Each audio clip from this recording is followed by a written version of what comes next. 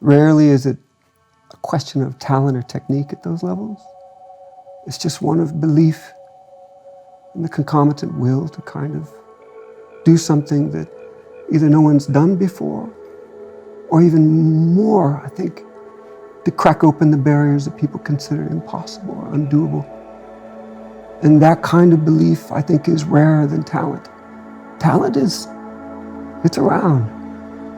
And to have them both at those levels, there's only a few people that really have that, I think. In the history, they're the ones that have really changed things. It is easy to say, and I think it's smothering to say, and often there's a culture of saying that if it cannot be proven, it must not be possible. And the big takeaway from that theorem is that there's lots of things that cannot be proven, though they are correct.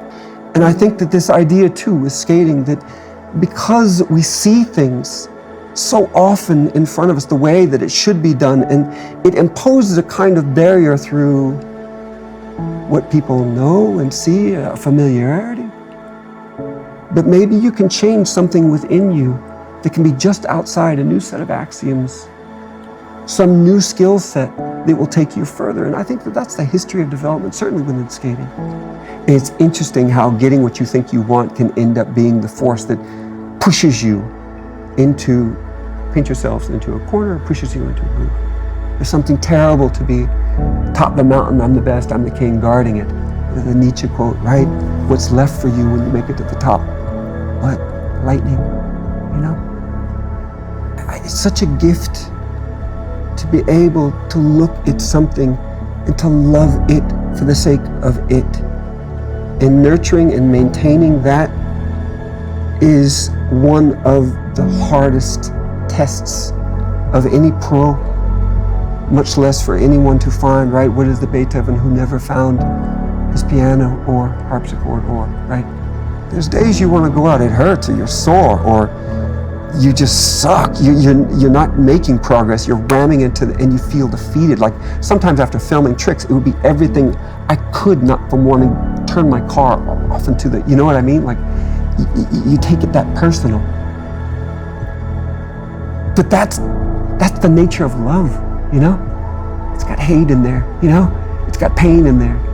And it draws you to it. That's the magnetism. That's what, I guess I have that. I've nurtured it in my life. I see people with talent, with all those things. But the one thing they don't have is that just love for doing it for the sake of it. And the sense of obligation to do something with what you're given, you know? There's something to that. It's important. I think getting what you want quenches the fire that got you there often, unless it's something replaced by something more permanent, which becomes more intangible. I think the successes of winning, right? You want to be the best in the neighborhood, and then win the local contest, and then whatever. It just keeps going up, and then by the time you get there, you can have a stadium screaming your name. It's actually happened a couple of times to me. And there is a visceral exhilaration to it. There is. I've experienced that. I know what that's like. You land a trick and it just lights up.